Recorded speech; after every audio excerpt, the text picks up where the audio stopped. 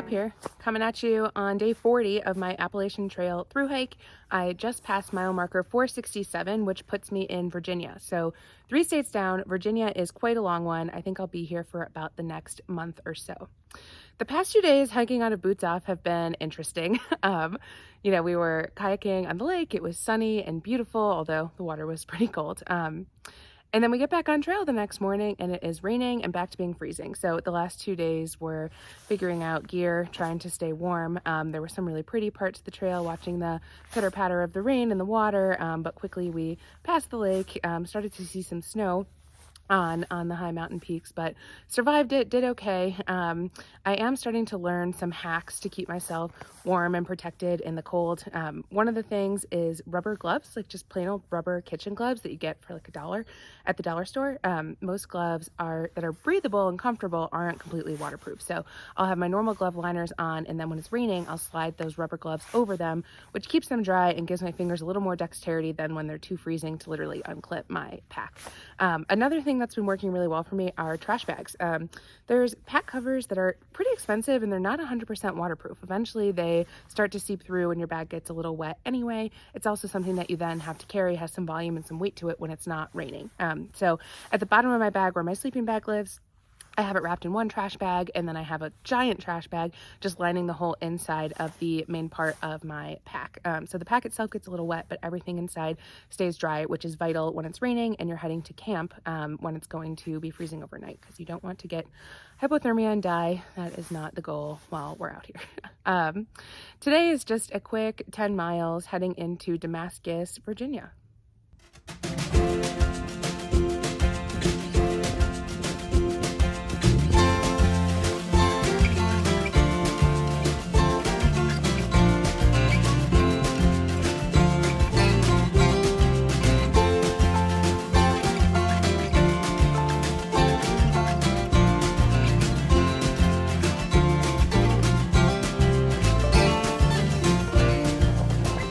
I never have service when I need to Google something, like what is an embankment piezometer? Let me know. Leaving Tennessee and crossing into Virginia.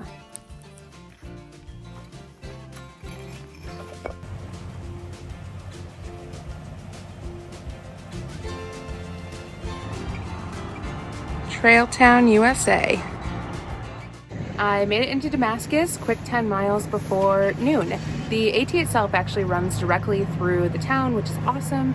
And it's a confluence of 7 or 8 different trails. So it's a town that definitely knows how to cater to hikers. There's 3 outfitters, a couple of places to eat, several places to stay. So it should be an easy place to get some town tours done and hang out. Town food is the best food. It's day 41 and I'm making my first major gear swap. I met a man who lives in a van and he hikes with a 6-pound backpack. All of his points about going ultralight made complete sense. Like, the trail provides, you don't need a shelter, you don't need a sleeping bag. Your water bottle, that's your water bottle. That's your bidet. That's your cold soak kitchen. Like, you really don't need that much stuff. So I ditched about 3/4 of my pack in the last hiker box, and I switched down to this little backpack weighing in at exactly 6 pounds. I'm gonna try it out today, see how it goes. It's some good stuff, so my guess is the hiker box will be pretty rated by the time I get back. So I think this is just gonna be my new thing. Just kidding. I am Slackpacking today. There are a couple of my trail friends who have family in town, meaning there's people with cars who can shuttle us back and forth. So Goldilocks' mom, shout out, thank you to you for driving us up to the top of White Top Mountain this morning. We're gonna hike it about 22 miles back to Damascus, where the bulk of our stuff is. So we have light packs to carry tonight. We didn't need shelters or anything because we won't be sleeping in the woods. We'll be sleeping one more night in town. It's awesome because it's really rainy today. It's supposed to be like 1.5 inches of rain. So it doesn't matter as much when you're soaking wet, when you're gonna go throw your clothes in a dryer and sleep in a nice warm bed. So I just have some food with me, my phone, trekking poles, what else? Water, my filter, pretty basic stuff. I've gotten down 1 hour so far and hiked almost 4 miles. So it moves really quickly when you don't have a ton of stuff on your back. Tomorrow morning, another Trail Friends family, shout out to Roadrunner, will be driving us back to where we started today so that we can count these 22 miles and continue. The weird thing today is that we're going southbound since we got dropped off ahead in the trail and are hiking back to town. So we're seeing all of our friends along the way as we pass them. So a little bit of a different view of the trail.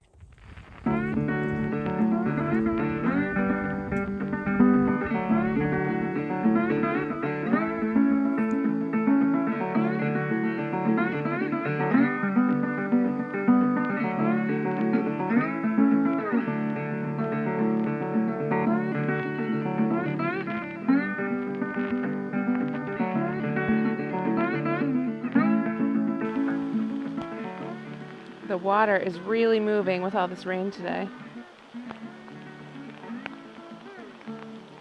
Walking over a bridge that separates the Appalachian Trail and the Virginia Creeper Trail.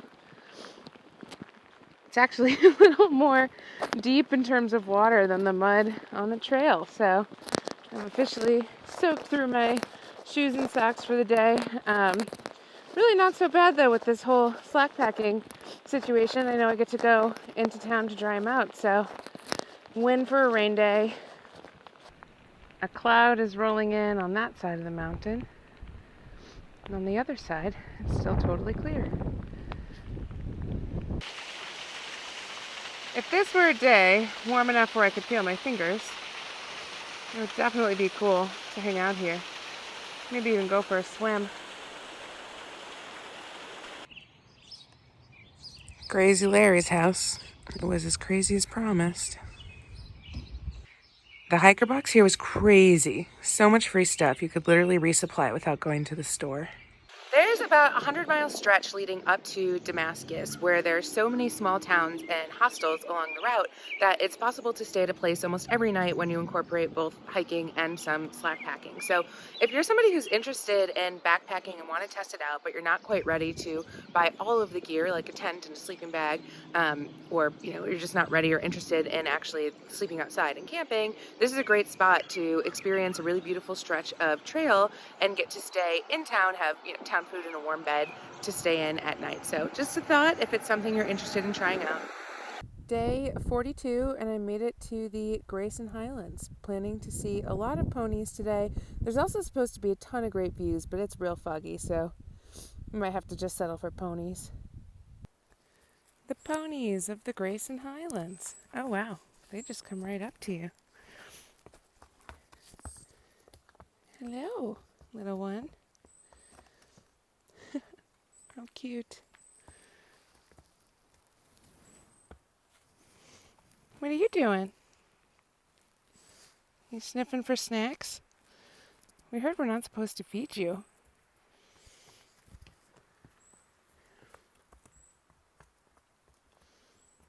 Off they go.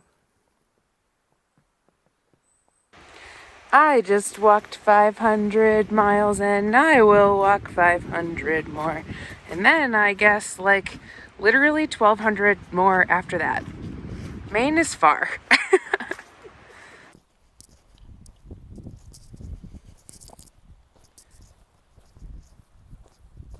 They call this Fat Man's Squeeze. Attempting to make it through without having to take my pack off. It's pretty wet, so rubbing up against things isn't awesome, but seems doable. So, as I fall. Not as bad as the internet said it would be, although it never is.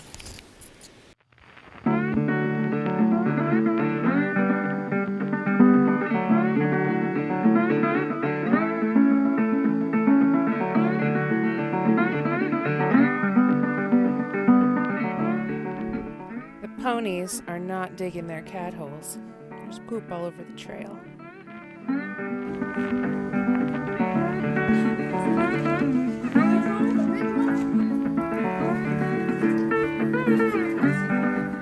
Good morning on day 43 of my thru hike. I just left the Grayson Highlands, which did not disappoint. The climbing was really cool, a lot of rock scrambles more than just straight trail. The views were incredible. Some of the fog cleared up yesterday, just in time. And seeing the ponies was cool. We learned that they were put here to help eat some of the negative vegetation. So they have a purpose other than entertaining us. But the few that came up just to like see if they could get some snacks and get some pets were adorable. Others, there were bigger groups of ponies where if you walked up into the pasture, they kind of just moved away and had no interest in humans. But yeah, overall a really fun day. The only thing that I'm not sold on is that I heard a lot of people talk about once you see the ponies, you can send your cold weather gear home. But last night was still pretty cold, like not freezing. We didn't need to sleep with our water filters or anything, but I did have all of my gear on. So going to keep my cold weather clothes for a few more weeks, maybe a couple, we'll see. I have had a couple of falls on the trail so far, none too major. There was one where I broke a trekking pole. Luckily was able to bend it back. But yesterday I had my first bigger fall.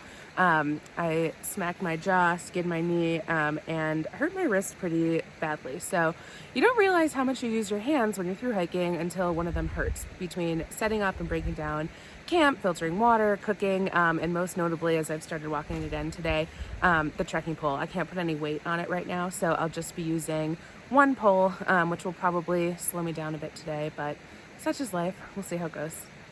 Crossed into Wilson Creek Wilderness and found more ponies, so they must be spread out further than we thought. This one's adorable. It doesn't seem afraid of us. Pretty happily eating that negative vegetation over there. The bridge over Commerce Creek is out, so there's a bit of a detour. It was like a windy trail along the forest itself, and then they pulled us onto a road. Looking at the map, the actual terrain doesn't make a ton of sense, so I think that they were just trying to make up the exact mileage that we're missing, so that we come into the full 2190, even with the detour.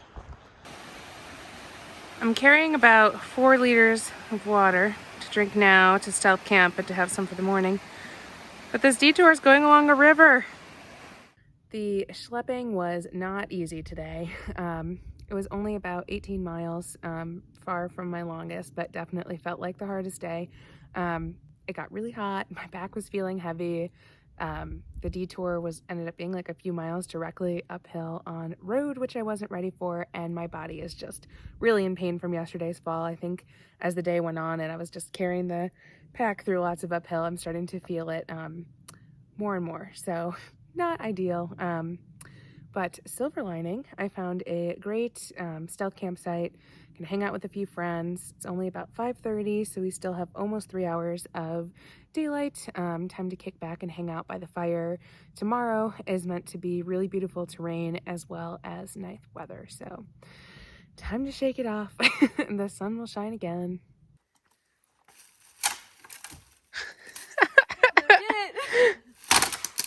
Woo! You watch YouTube videos of people like trying to hang their bear bags and they make it look so simple. Like, easy step, find a rock that fits in your bag. Well, didn't do that. Alternative, tie a rock to your rope like a present. Next, find the perfect tree. Also difficult. We found one that might make sense, but there's a lot of other branches around it that it can easily get caught in as we make these attempts. So Mary's going to go for try number 4, including my fail, as soon as the present gets rewrapped.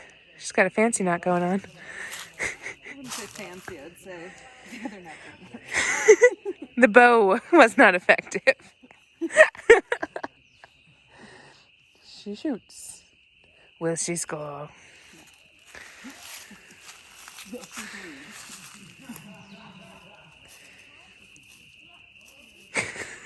Will she get caught in the rope prior?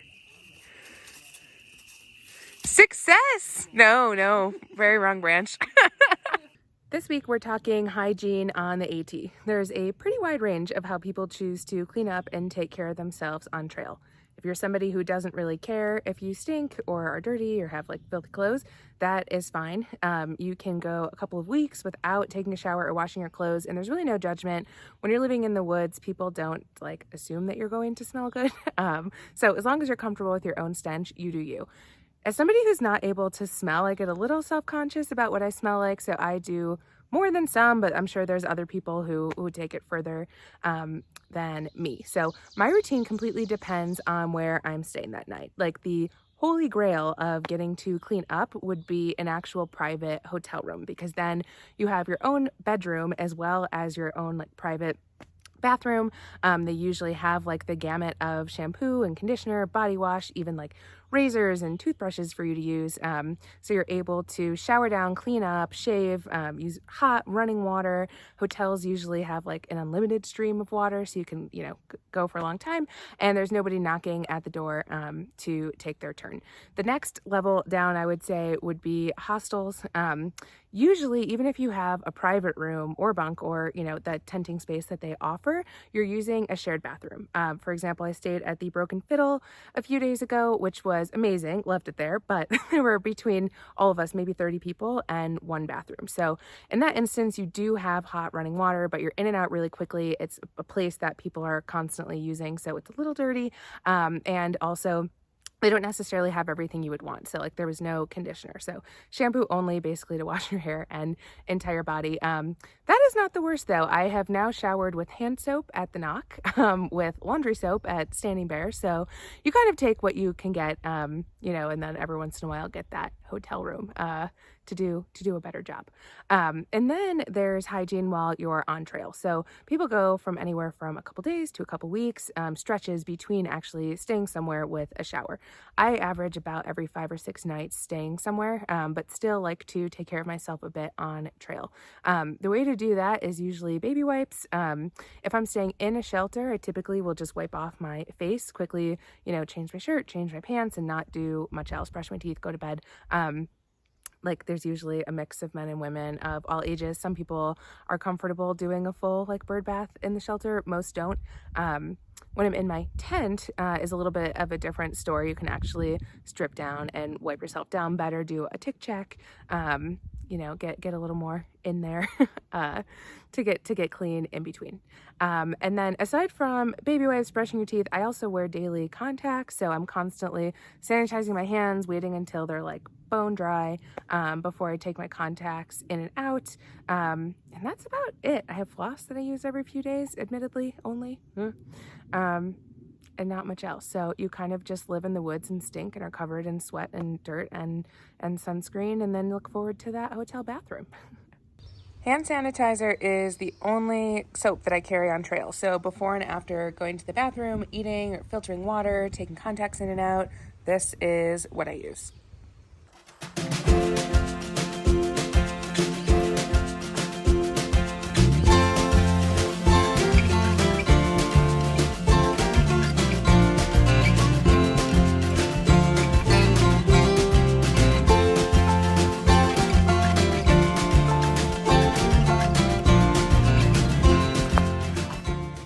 Starting to see more and more green as the weather warms up and we move further north.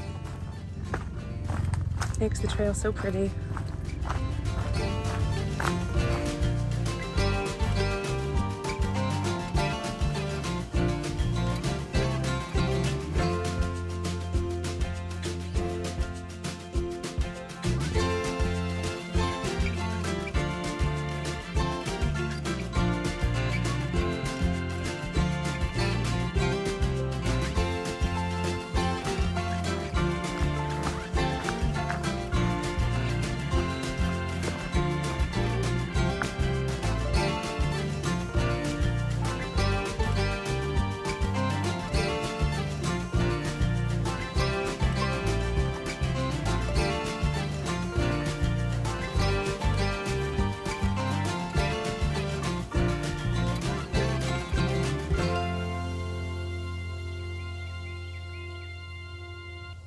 I've hiked about 1 mile today, and I am already drenched in sweat. It's so hot. What concerns me is it's only April, so come July and August, I may be soliciting volunteers to follow me with a cooler of ice for me to stick my head in once a mile, so look out for that sign-up sheet. A fun side effect of terrible hygiene and a diet of mostly eating crap is acne. And now I'm laughing back to all the times where I thought I needed to be like showered and have makeup on to post a photo on like Instagram or Facebook. And now here I am, unshowered for a week, no makeup. Literally there's stains around the ring of my shirt from like sweat salt.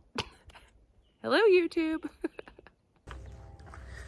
Normally these exist for show and you just walk around them, but it looks like this actually is climbed over a fence. In normal life, you see drinks and snacks on the road and you leave them there because it would be weird to eat. But on trail, it just means it's trail magic that someone isn't stopping here to chat with you while you take your food. So grabbed a moon pie and a Gatorade. A quarter of the way done from Georgia to Maine.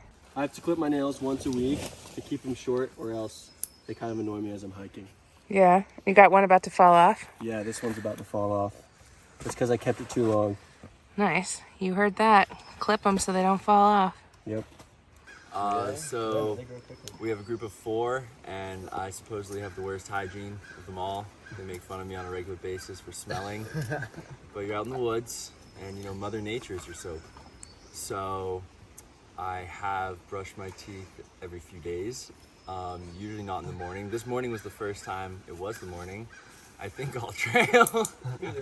My philosophy on this is that if you brush them at night, you're not doing anything over the night to get them dirty, so why brush them in the morning?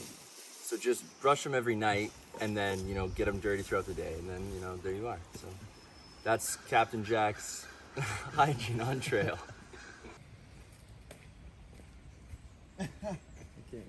Oh, hey.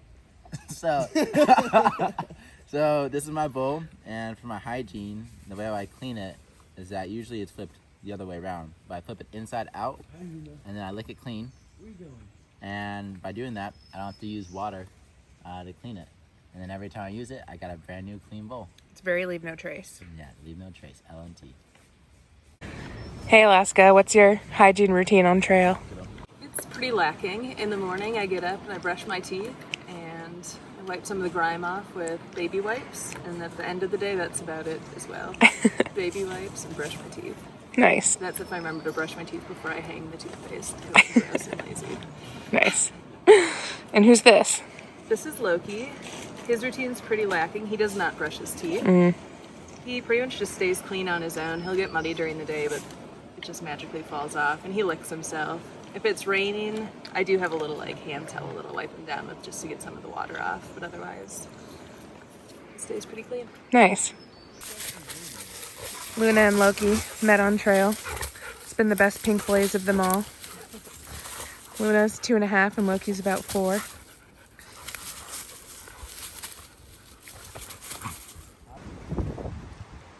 Whoever said Virginia was flat told a lie. It is awfully beautiful though. I figured out why there's so many stiles to climb over today. We're going through a section where there's a lot of private property. So people have it cordoned off and you have to climb over them.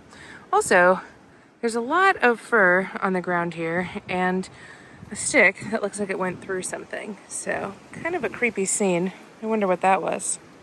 I've gotten a lot of questions about COVID on trail.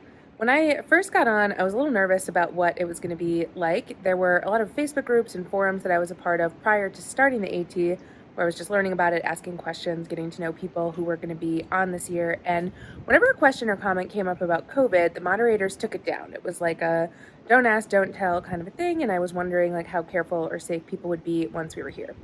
I ended up being lucky enough to get vaccinated before coming on trail, which took away some of my concern, eased a bit of my concern, although still don't want to get sick, and of course I'm able to spread it. So there's precautions being taken. I am carrying a mask with me. About 95% of my time is spent outside and I am not wearing it. However, you know, that 5% of the time that I'm running into a restaurant or a store to resupply, I am still wearing my mask.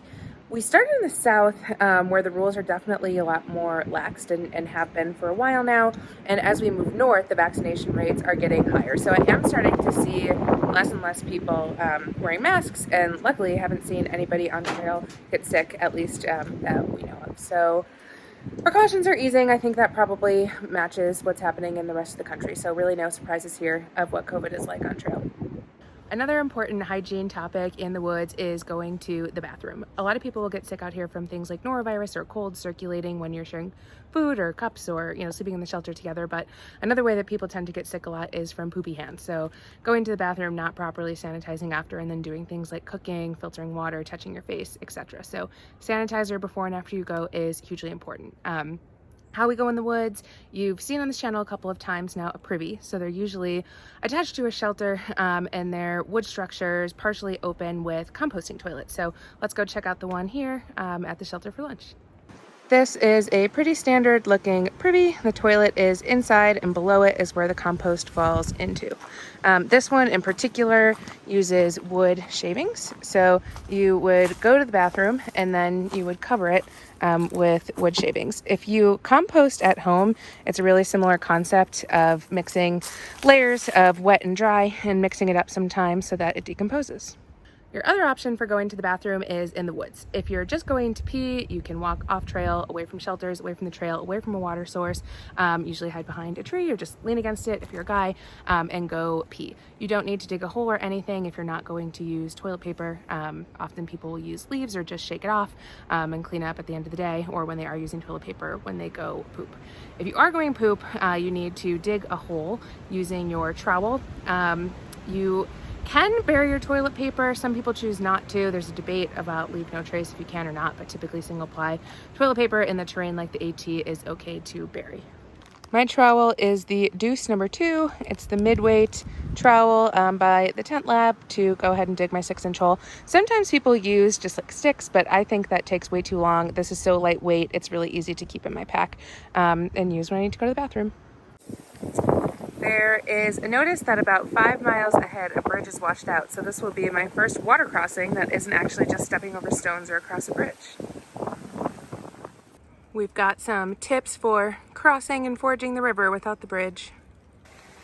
There's a pair of shoes hanging to change into to go across the river so that you don't have to get your hiking shoes wet. Wood. I made it across. Turns out it's not that treacherous water crossing. Here comes Trunks from the other side. Do we think that he's going to make it out alive? Only time will tell. Dun dun dun. I thought we were going to have to hang upside down from that rope and I was ready to It's not seal. Ooh, his face just realized it was cold. Yeah. Pretty easy walking. Yeah, we would have done it. Pass the packs across, zing them across, and Another one makes it. It's day 46 and I am wrapping my day at mile marker 564. I just got over the water crossing at Licks Creek and am camping with some friends just on the other side of it. It is crazy that we passed the quarter-mile point today. It feels like this experience has completely flown by, even though it's been still shy of 2 months. Literally just moving so quickly. Just 2 days ago, we were at Partnership Shelter, left from there, walked into Atkins, pretty short day, took a Nero to clean up, resupply, and then today was 18 miles to get here. And it's just crazy how fast time is going. Like these past couple days have truly flown by. Having a lot of fun, so it's good. If you have any questions about anything we talked about this week with hygiene or anything else, curiosities about the AT, throw them in the comments and I'll get back to you. You can like this video and subscribe for weekly updates.